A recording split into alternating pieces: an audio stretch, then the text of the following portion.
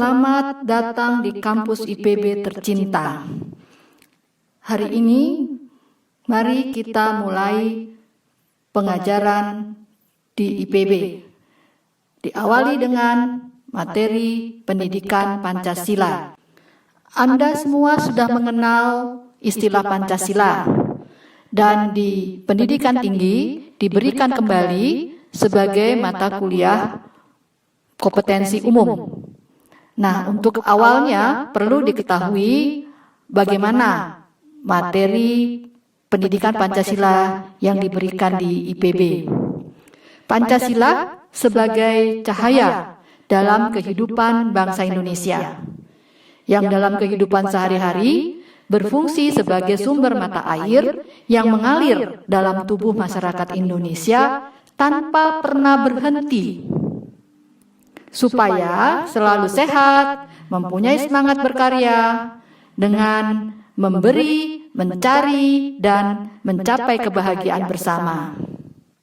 Oleh karena itu, perlu dipahami deskripsi mata kuliah pendidikan Pancasila. Di IPB, mata kuliah pendidikan Pancasila sebagai mata kuliah wajib bidang program pendidikan kompetensi umum, bertujuan membangun dan membina sikap, perilaku, pola pikir, wawasan, pengetahuan, dan keterampilan mahasiswa yang sesuai dengan nilai-nilai Pancasila, yaitu nilai-nilai religius, humanis, nasionalis, bekerja sama, dan berkeadilan, melalui pemahaman Pancasila secara historis, meliputi sejarah perkembangan pemikiran Pancasila. Secara yuridis, yaitu pemahaman tentang posisi Pancasila dalam tata peraturan perundang-undangan.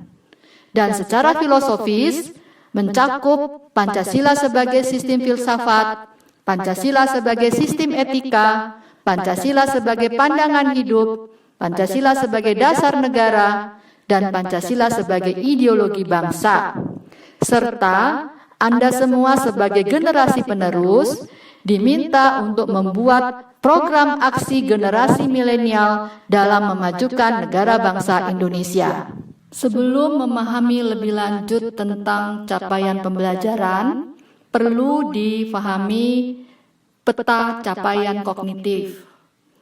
Diawali dengan pengetahuan, bagaimana upaya mengingat fakta-fakta dan fenomena-fenomena, kemudian penjabaran, menjabarkan informasi dan mengubahnya ke bentuk lain. Lebih tinggi lagi adalah penerapan, menggunakan fakta untuk menyelesaikan masalah, kemudian analisis, bagaimana kita mengidentifikasi fakta dan membuat perbandingan-perbandingan. Lebih tinggi lagi adalah evaluasi, bagaimana mengkombinasikan informasi dan mengembangkan ide-ide baru. Dan yang paling tinggi adalah cipta, menilai sesuatu untuk menyimpulkan. Slide ini menjelaskan tentang capaian pembelajaran. Mahasiswa diharapkan, pertama, mampu menunjukkan kesadaran, kepedulian, dan komitmen untuk turut serta menyelesaikan berbagai persoalan fundamental masyarakat, bangsa, dan negara berdasarkan nilai-nilai Pancasila. Kedua, mampu menjelaskan arti penting Pancasila bagi dirinya, masyarakat, NKRI, dunia, di masa lalu, masa kini, dan masa yang akan datang. Ketiga, mampu merumuskan karakter diri pribadi berlandaskan religius toleran, humanis, nasionalis, demokrasi, dan adil. Keempat, mampu menghasilkan karya-karya inovatif kreatif yang bersumber pada nilai-nilai Pancasila sebagai kontribusi nyata bagi kemakmuran masyarakat, bangsa, dan negara Indonesia. Kelima, mampu membandingkan ideologi Pancasila dengan ideologi-ideologi besar yang ada di dunia. Keenam, mampu mengevaluasi kasus-kasus dan persoalan yang dihadapi oleh bangsa Indonesia dalam perspektif Pancasila.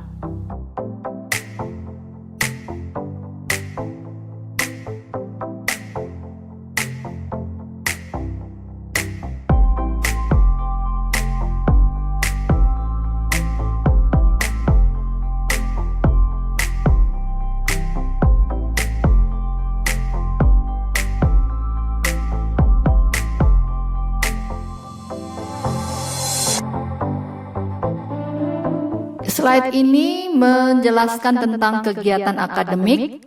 Awal perkuliahan sudah dimulai tanggal 7 September, lalu akhir perkuliahan nanti tanggal 19 Desember.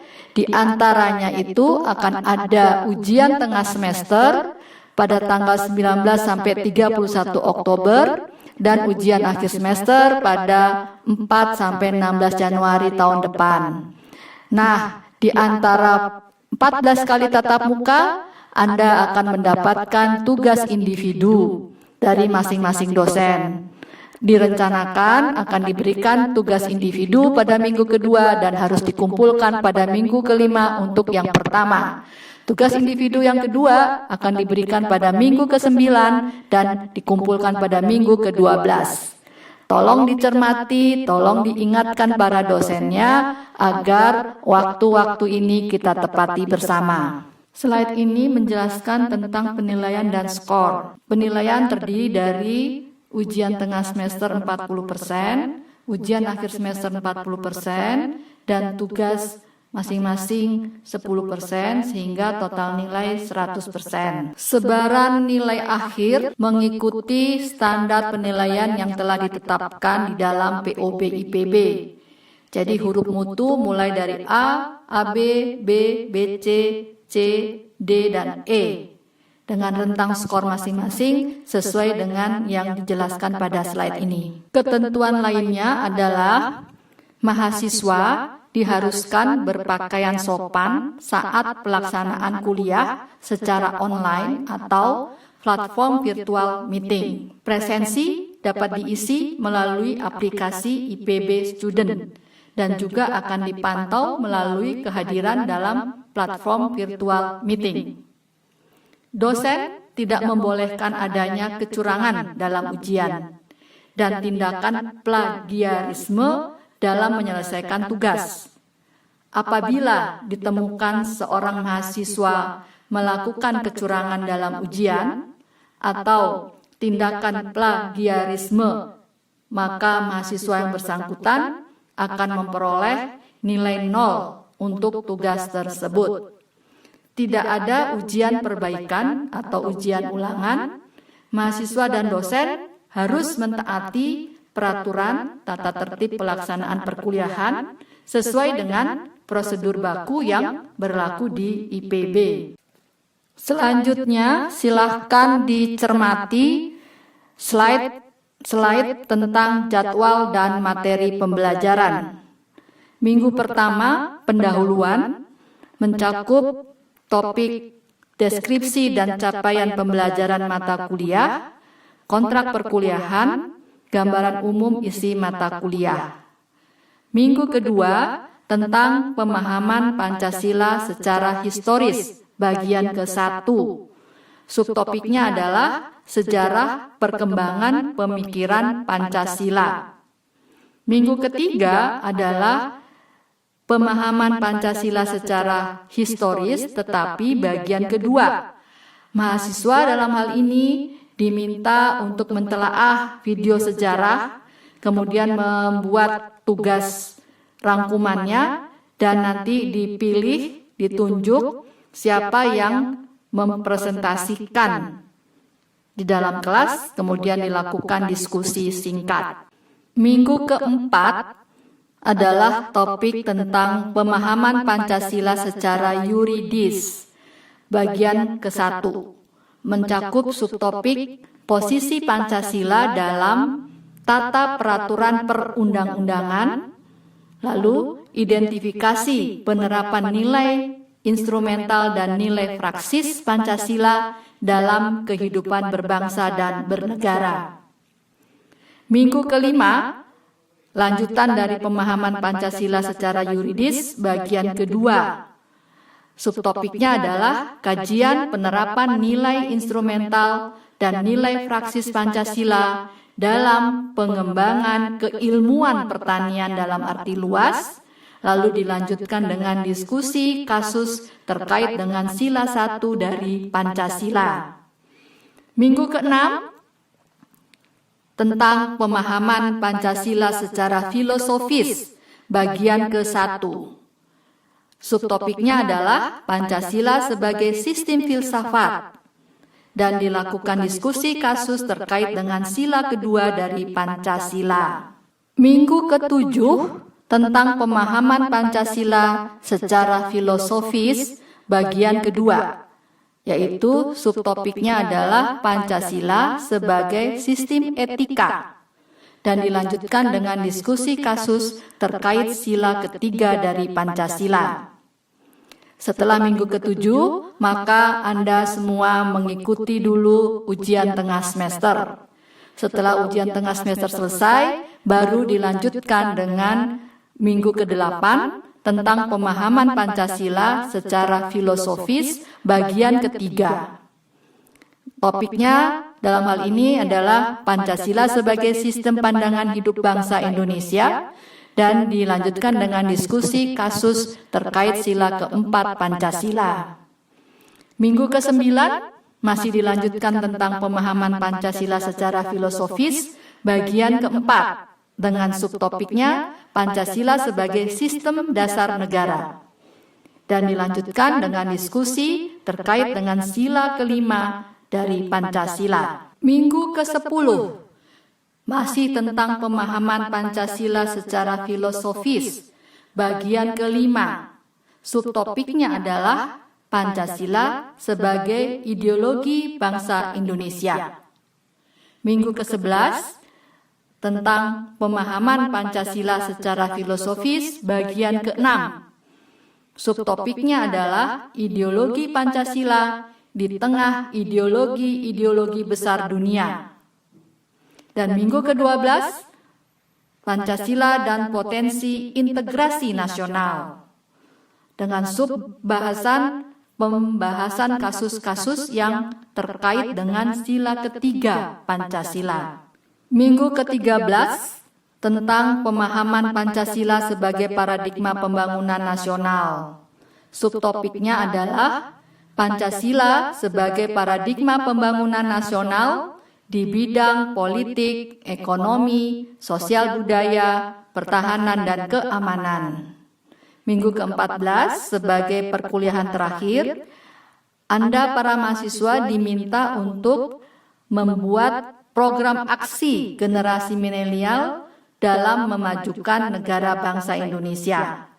Hal ini terkait dengan bagaimana Anda mengaktualisasikan karakter Pancasila yang ada di dalam diri Anda menjadi berkontribusi di dalam pembangunan bangsa dan negara.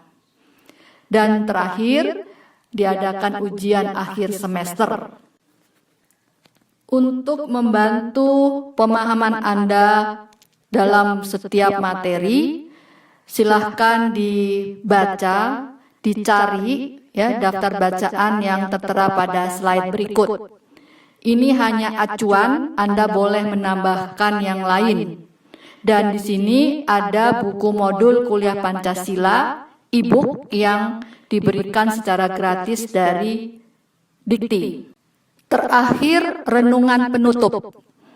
Tadi di awal sudah disampaikan bahwa Pancasila sebagai cahaya dalam kehidupan bangsa Indonesia yang dalam kehidupan sehari-hari berfungsi sebagai sumber mata air yang mengalir dalam tubuh masyarakat Indonesia tanpa pernah berhenti, supaya air itu sangat penting bagi tubuh, bagi kehidupan, sehingga supaya selalu sehat, mempunyai semangat berkarya, dan memberi, mencari, dan mencapai kebahagiaan bersama.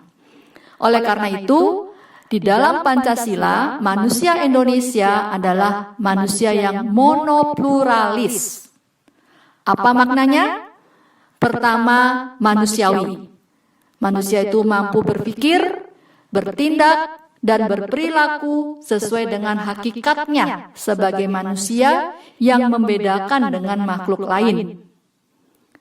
Bersikap adil, artinya proporsional, mengetahui batas-batas hak dan kewajibannya. Beradab, artinya mampu mengembangkan potensi kemanusiaannya dalam wujud kebudayaan yang pada akhirnya melahirkan karya-karya yang luhur. Kita sebagai insan IPB wajib menguasai iptek merah putih terkait dengan iptek untuk pengembangan pertanian dalam arti luas. Oleh karena itu, terima kasih atas perhatian Anda semua. Aku Indonesia, aku Pancasilais. Setuju? Terima kasih. Pancasila, aku yang mendukungmu. Patriot proklamasi, sedia berkorban untukmu. Pancasila dasar